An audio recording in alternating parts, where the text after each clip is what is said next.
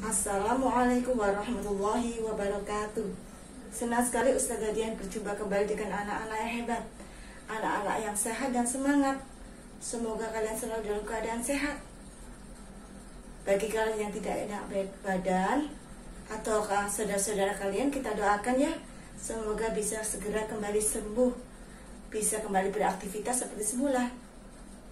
Nah, sekarang kita sama-sama menonton video ya, belajar bersama-sama.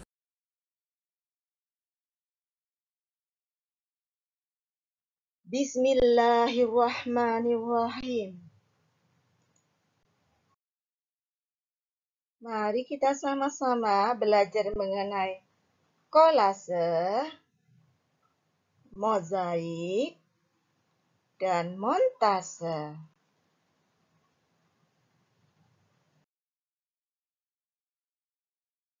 Ada yang tahu definisi dari kolase dan mozaik? Ini adalah definisinya.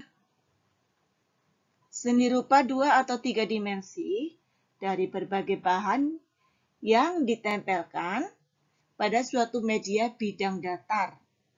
Media tersebut sudah ada gambarnya atau sketsanya, bisa juga tanpa gambar atau sketsa.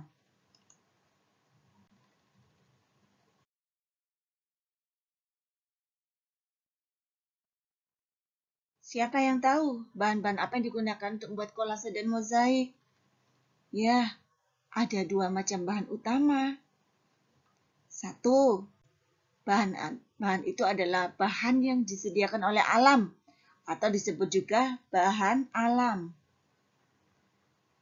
Bahan alam itu apa saja?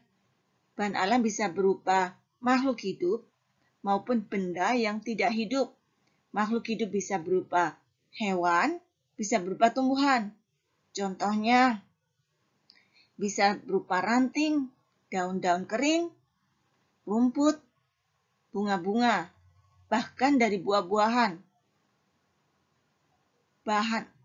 Bahan alam yang berupa hewan, misalnya rumah siput, atau kerang, atau bahkan beberapa serangga yang sudah diawetkan seperti kupu-kupu dan serangga lainnya.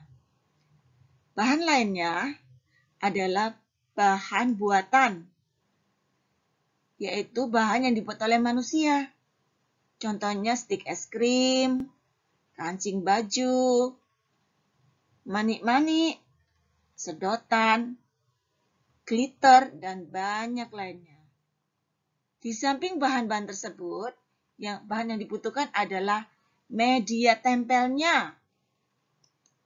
Apa sih media tempel itu? Media tempel itu adalah berupa bidang datar.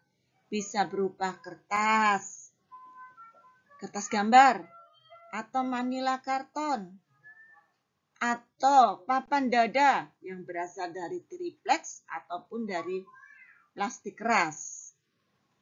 Lanjut yuk.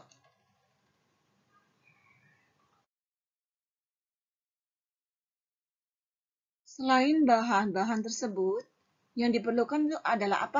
Coba, siapa masih ingat? Ya, alatnya. Apa coba alatnya? Kita lihat sama-sama. Alat tersebut adalah gunting, lem atau perekat lainnya, misalnya double tape atau isolasi, kemudian pensil dan alat pewarna. Gunanya bisa untuk membuat sketsa sebelum kita menempelkan bahan-bahan di atas kertas. Kita buat sketsanya dulu dengan pensil dan pewarna tersebut. Bisa juga untuk menghias. Kita lanjutkan. Intip yuk perbedaan dari kolase dan mozaik.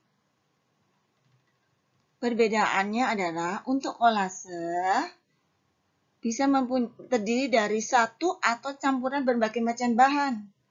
Sedangkan untuk mozaik hanya satu jenis bahan, tidak boleh bercampur. Biar makin paham, lihat perbedaannya di gambar berikut ya.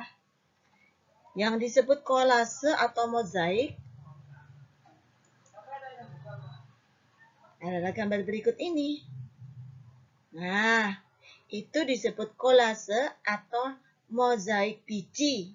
Jadi kita bisa menyebutnya mozaik biji atau kolase biji.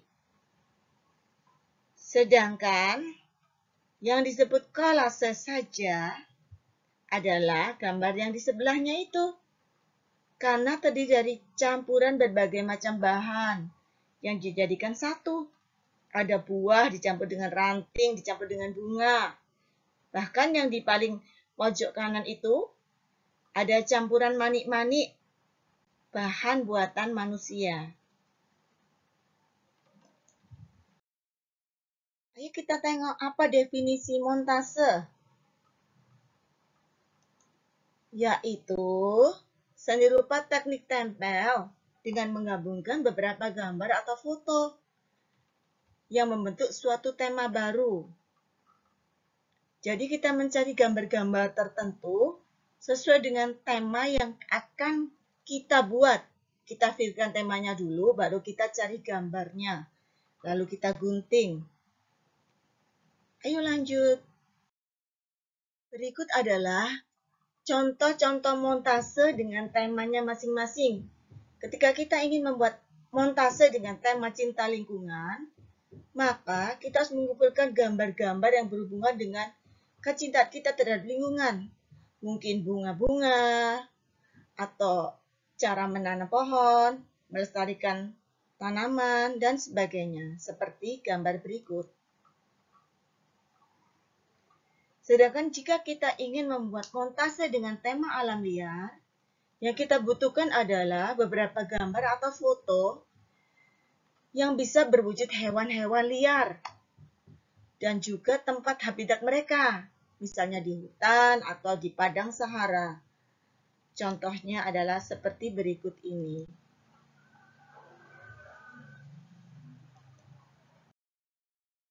Yang terakhir adalah apresiasi. Apakah itu apresiasi?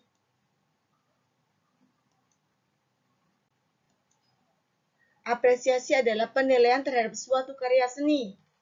Tujuannya untuk membuat si pembuat karya membuat karya-karya lebih banyak, membuat karya-karya lebih baik.